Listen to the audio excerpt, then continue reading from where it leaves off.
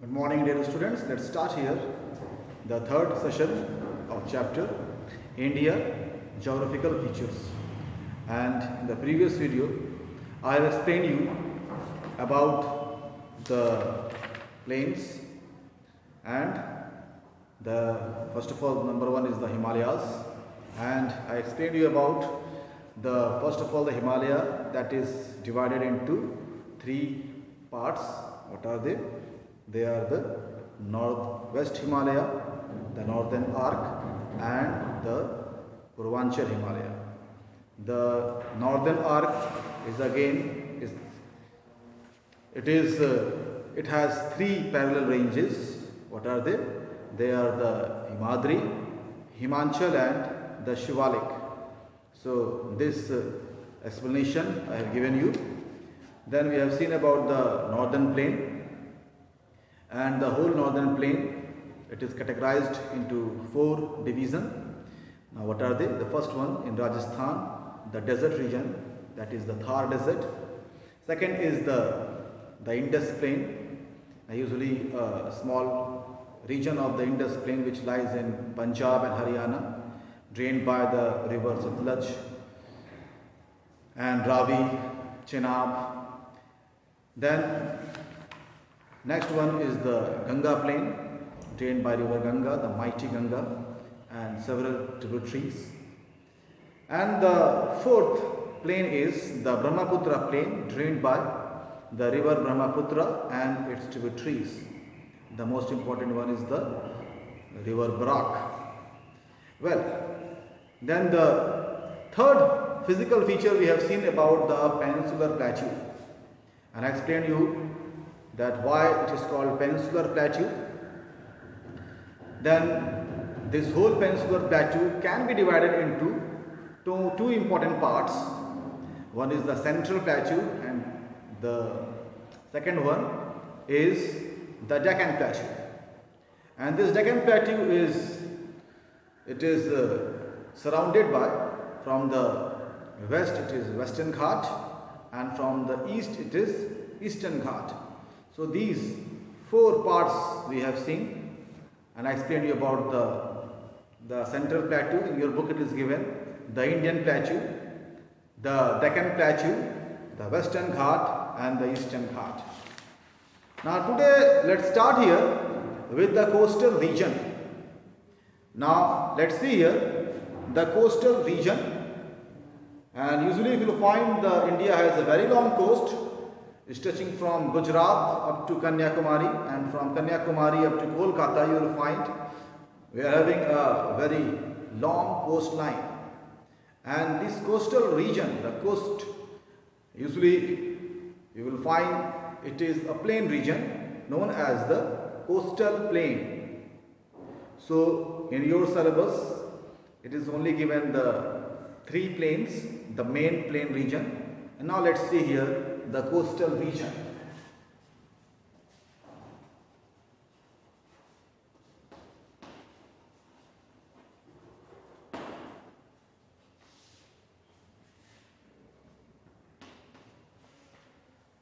So the first one, the first coastal region, the first part of this coastal region is Gujarat plain.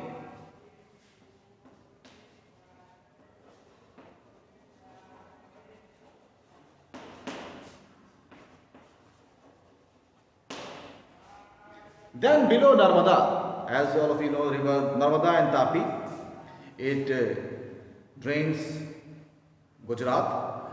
So below river Narmada and Tapi, from there starts the western coastal plain.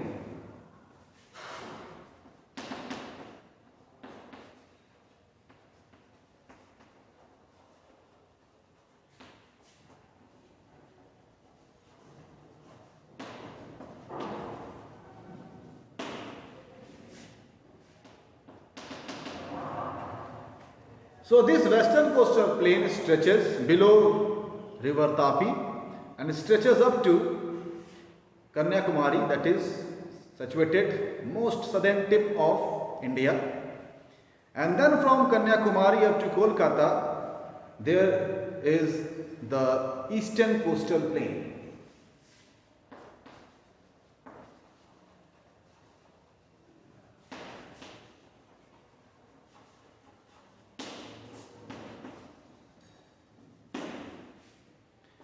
So these are the three important coastal plains: the Gujarat plain, the western coastal plain and the eastern coastal plain. Now let's see here one by one. All of you open your books at your house and open it here, the page number, that is where the coastal region is given. I am having the old book, so maybe in your new book the page number may differ, that's why I am not telling you the page number. So open here the coastal region where it is given, and let's see here the Gujarat plain. So if you find here the Gujarat plain, it lies actually below Thar desert, and below the Thar desert if you find the upper part of Gujarat, there lies the Run of Kutch.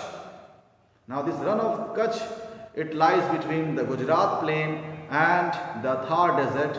Now this whole run is usually it is formed by the salt, and that's why it is known as the Run of Kutch. And usually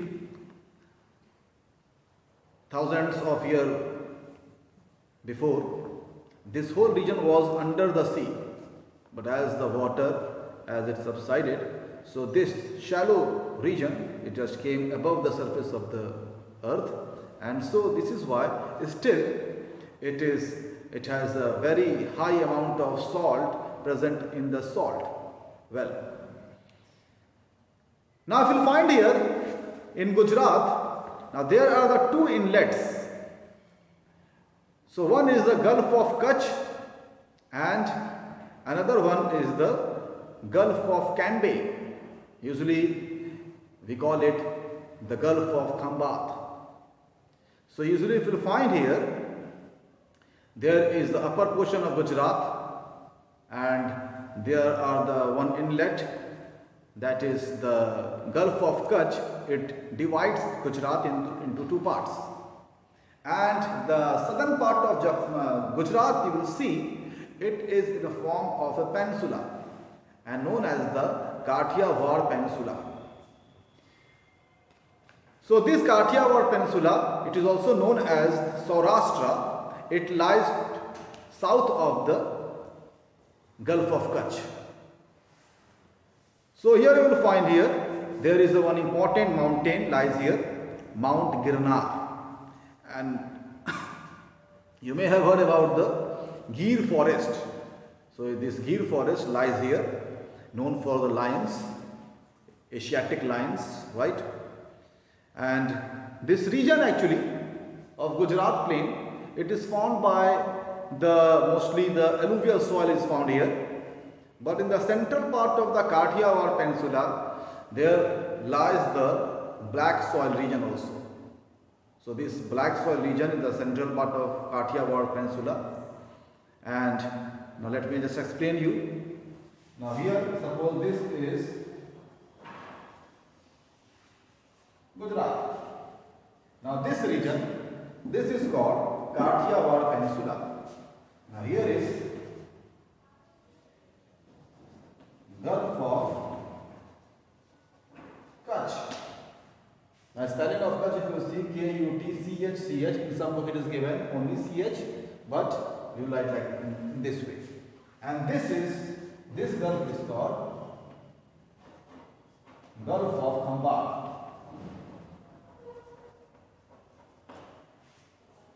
Now here this Kathiawar Peninsula, in the central part of this Kathiawar Peninsula, there lies this black soil region. And this black soil region is surrounded by the alluvial soil. So this is the soil structure found in Gujarat, and here on the upper part of this region, there lies, this is the Run of Kutch. This is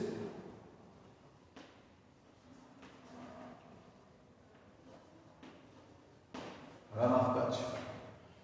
So this is a short description of Gujarat coastal plain.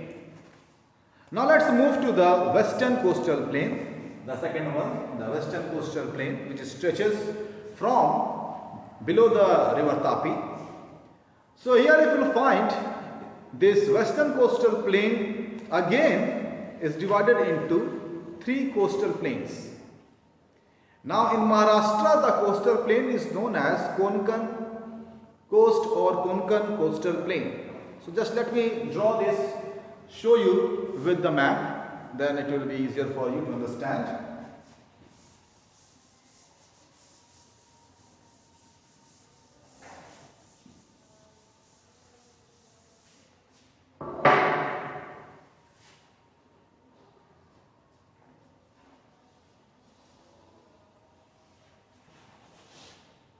Now here we need only the southern part of India. Here is river Narmada and this is river Tapi. Now below this there lies this coastal plain, western coastal plain. Now this western coastal plain in the Maharashtra it is called Konkan coastal plain.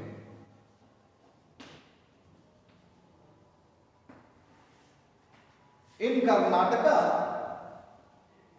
this coastal plain is known as, so I am just coloring it to just differentiate it. This is called Canara coastal plain. And here in Kerala, this plain is called Malabar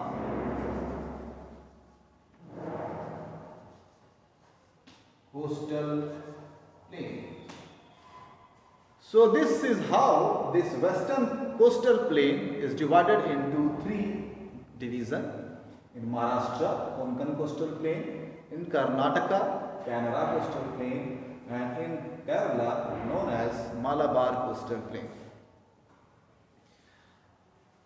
Now next, if you find here in Kerala, there are many lagoons and backwater is found. Now what do you mean by the lagoons and backwater?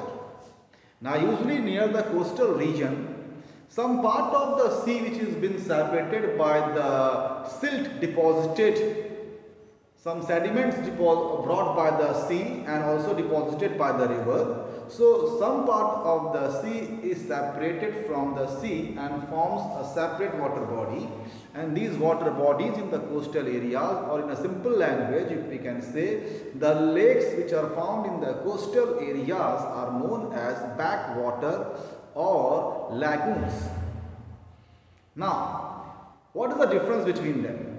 These backwater and lagoons, most of them, they may have the saline water. They don't have the fresh water. They are the lakes, but they don't have the fresh water. Example, in Odisha, there is a very big lake lies there near the coastal region known as Chilika Lake. And this Chilika Lake usually is a very good example of lagoon, and it has the saline water. So the saline water is also known as the brackish water. Well, now let's see here. Next, let's move to the eastern coastal plain. So the eastern coastal plain you will find on the tip of South India. There lies Kanyakumari from here and up to Kerala, the West Bengal. This region is known as the eastern coastal plain. And this eastern coastal plain again can be divided into different divisions. Now here the coastal plain which in Tamil Nadu and Andhra known as the Coromandel coast.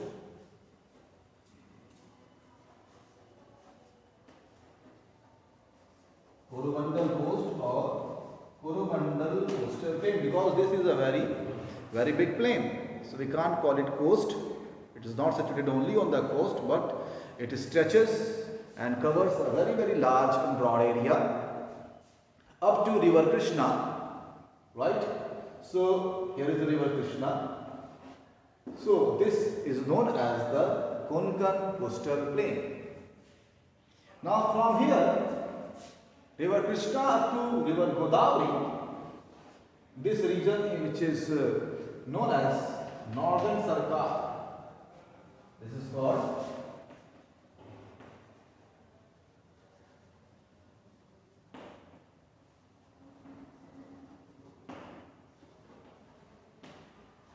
the Northern Sarkar coastal plain. Now usually I am just giving you more than your book, right? I am just explaining you, and the same thing you will see in class 10th also, so it will become easier for you. Now after this, usually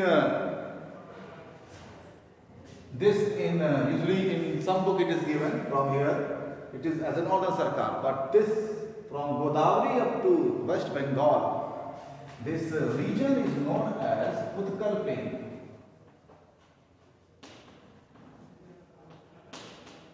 So you will find here, state-wise if you divide it, so you will find it, we also call it the Tamil Nadu plain, Tamil Nadu Andhra plain as the Coromandel coast, the Coromandel coastal plain, and after that, now there is a Odisha plain, Odisha coastal plain known as the Northern Sarkar coastal plain. It is not given in your book, I am just telling you.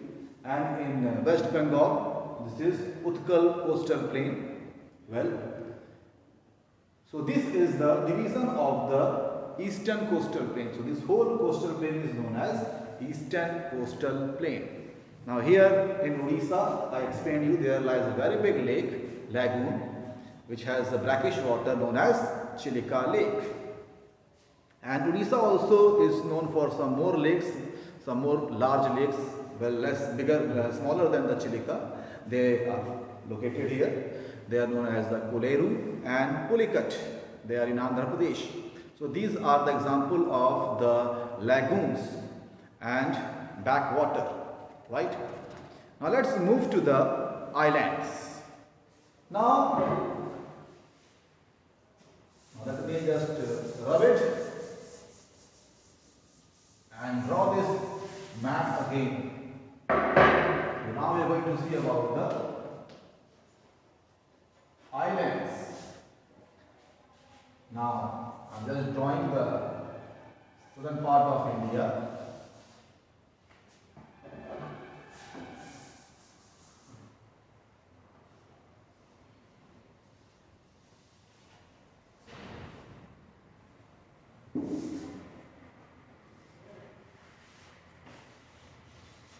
Now this is India, all of you know this is the Arabian Sea.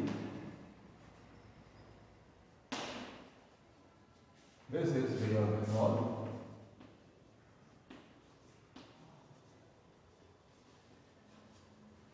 In Bay of Bengal there lies a group of islands known as Andaman and Nicobar Island.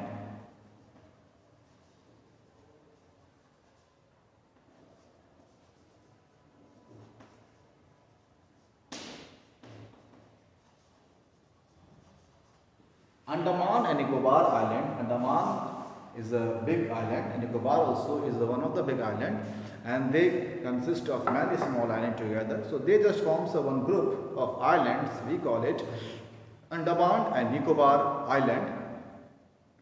Now here in this Andaman and Nicobar Island, usually there are about 550 islands. They just forms this group.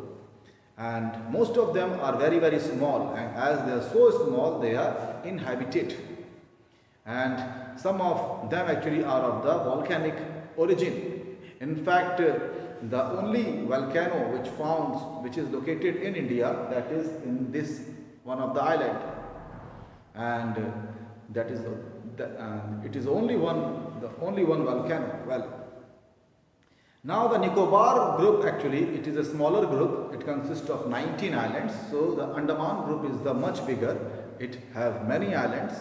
Well, so this is the one group, Andaman Nicobar. Now another group of islands are found here in Arabian Sea. Now this is close to the Kerala, and this is known as Lakshadweep. Lakshadweep Islands.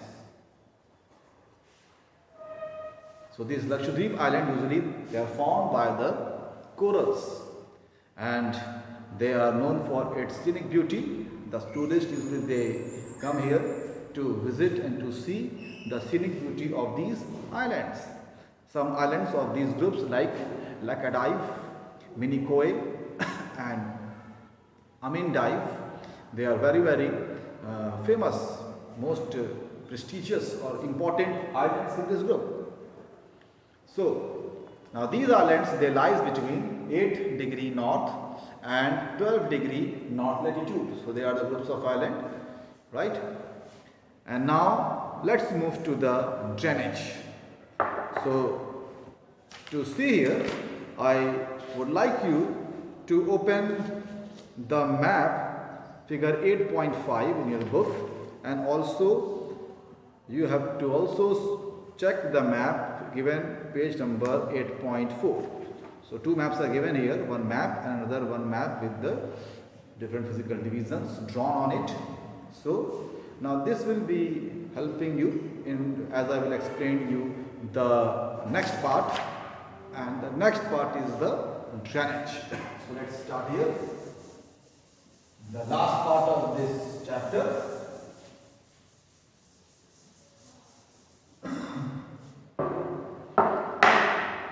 So the last part of this chapter is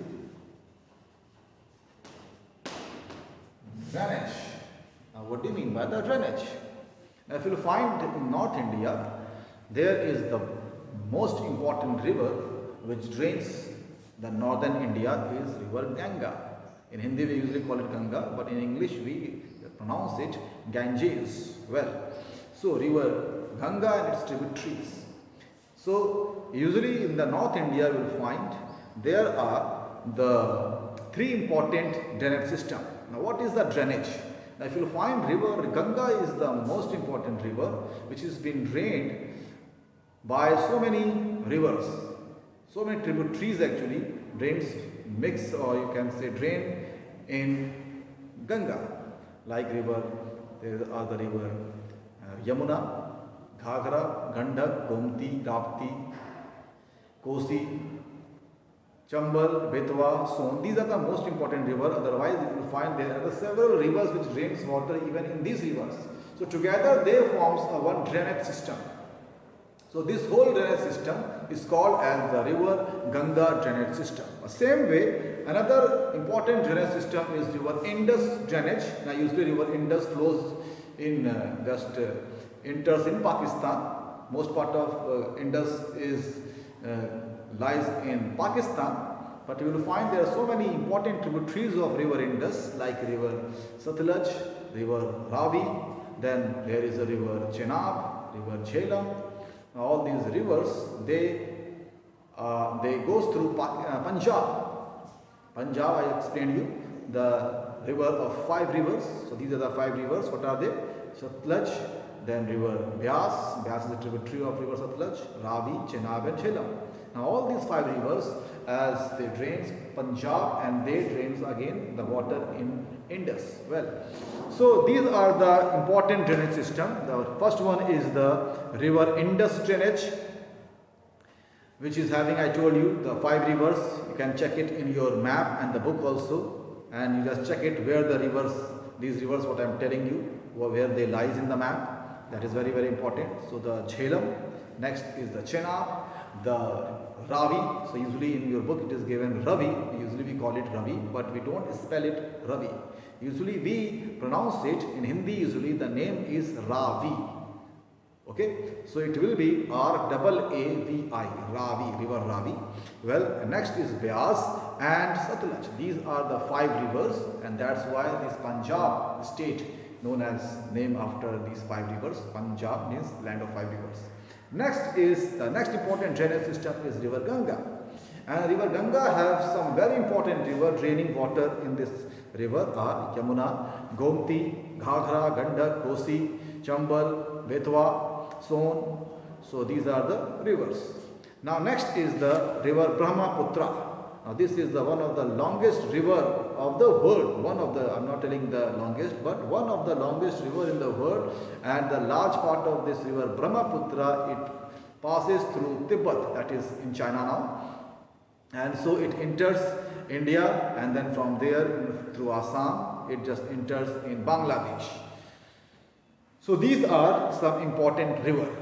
Now in the South India also there are some important rivers which drains South India, and they are very swift because as they passes through so many plateau region, so they are very swift, and usually they are known as some important rivers are Mahanadi, Narmada, Tapi, Godavari, Krishna, Kaveri, Tungabhadra is the tributary of Krishna. So these are some important rivers of peninsular India, means South India. Now here is one comparison is given in your book. This is very important. Let me explain you here. The comparison between the rivers in the North India and South India. Now why they are so different? The first of all, in the North India, if you find these rivers usually are the snow-fed. They originate from the Himalayas, and usually the snow-fed mountain, snow-covered mountain, the glacier as they melt, they provide water to these rivers. But in South India, all the rivers, they are the monsoon-fed. So usually they get water only during the rainy season. Second, in the North Plain actually, the rivers of the North, usually they just brings fresh alluvium soil every year and drains it in the North India. But the peninsular river, the rivers in the south actually, they actually have the soils only, right?